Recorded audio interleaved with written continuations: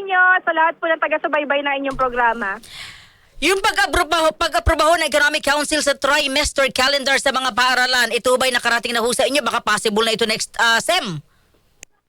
Oo, no, talagang nadidismaya po kami sa naging desisyon at hakbang ni Pangulong Marcos at siyempre ng Education Council habang nananawagan pa ho kami sa malawakang konsultasyon.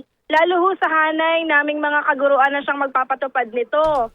Andiyan na naman po tayo sa isang top-down no, na mga reforma kung saan ay ini-ignore no, yung mga sinasabi naming mga realidad sa mga eskwela mismo kung saan kami nga mismo yung nasa unahan o nasa forefront ng pagpapatupad ng edukasyon. Ano ho ang problemang nakikita po ninyo sa trimester calendar sa school year, this coming school year? Una-una, sinasabi namin na hindi naman talaga calendar or school calendar ang pinakaugat ng krisis sa edukasyon. Kahit anong ayos natin sa school calendar, kung kulang ang silid-aralan, yung guro, yung pasilidad, at gutom yung ating mga estudyante, walang tulong mula doon sa ating mga pamahalaan, no?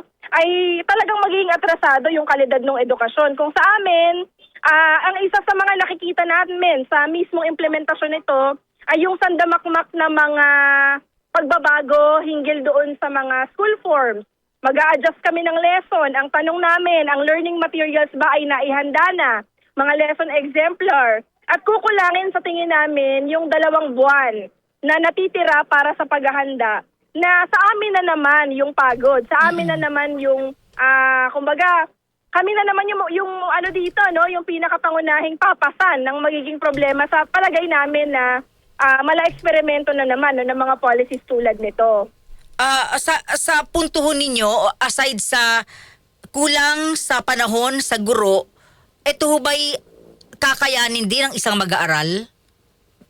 Sa tingin namin, may panimulang suri din kami no, na medyo mahihirapan yung mga estudyante natin, lalo dun sa ating mga key stage 1, yung kinders grade 1 to 3 at ganoon din dun sa ating mga elementary students na yung ating mga bata no ay mas dadami yung kanilang lessons and competencies no kumpara sa ngayon nahirap na nga yung ating mga estudyante no kaya isa yun sa mga nakikita namin pero it needs consultation po yun talaga kailangan marinig yung boses ng mga magulang, kailangan marinig yung boses ng mga estudyante at kaming mga guro rin kasi pagpalpak ito katulad ng K-12 no na ngayon yung mga pangako ay wala ay talagang ang pinakapangunahing maapektuhan ay yung matagal ng mga estudyante natin na biktima ng krisis sa edukasyon. Wala ho bang consultation, ma'am? Naku, hindi ho kami nakonsulta. Hinggil ho dito. Kaming mga, tingin namin, mga legitimate organization, teachers union, halimbawa, no, na dapat ay sinasabi naman sa batas na nakukonsulta sa anumang policy. Sa tingin niyo ho, pag ito ay naipatupad, sorry lang sa term pero ito ho ba'y magiging second K-12? Yes po? Ito ho ba'y magiging katulad din na naging palpak na K-12? Tingin namin, kaya naman talaga nagiging palyado yung mga policies dahil nagiging top-down yung mga approaches dun sa mga reforms natin in education. No? Kaya importante pong sinasangguni ito doon sa mismong mga stakeholders natin, yung mga magulang, no? Yung mga estudyante at kahit ho kaming mga guro. No?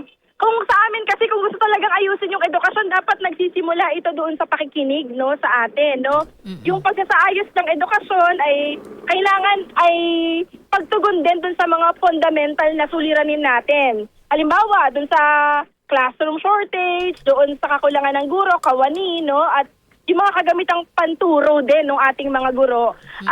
Kaya naman namin sana no? Kaya lang yung suporta at pagpapahalaga rin sa amin ay hindi na ibibigay ng gobyerno. Ma'am, kung may konting ano ka lang, background, no? Ito bang trimester, 3 beses din po mag-i-enroll yung student? Okay. So, ang kakaiba dito, hindi siya yung trimester na naiisip natin Sa college? katulad dun sa mga college, no?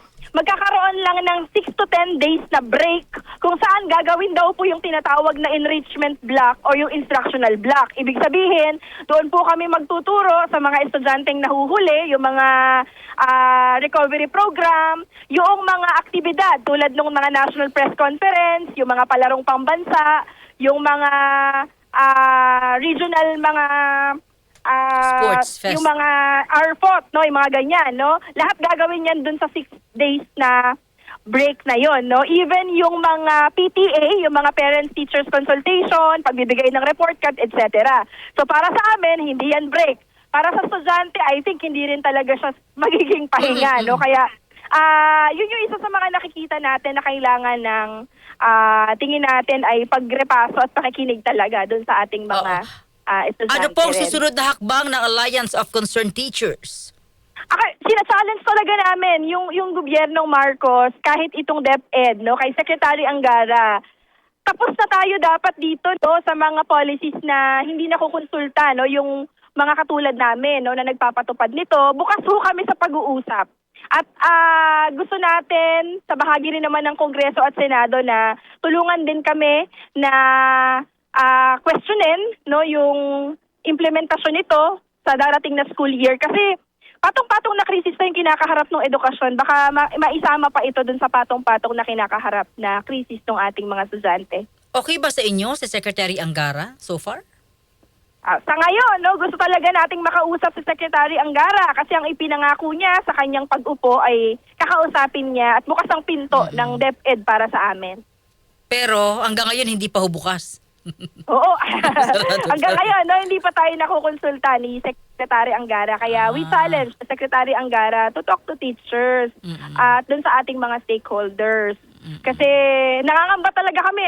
Ang gusto talaga natin po, talaga matuto yung mga estudyante natin, walang maiiwan eh. Ma'am, maraming salamat sa inyo. Mabuhay po kayo. Saludo ho kami sa mga guro. Good afternoon. Maraming salamat din po Ma'am sa Ruby. inyo. Mabuhay din po kayo. DZ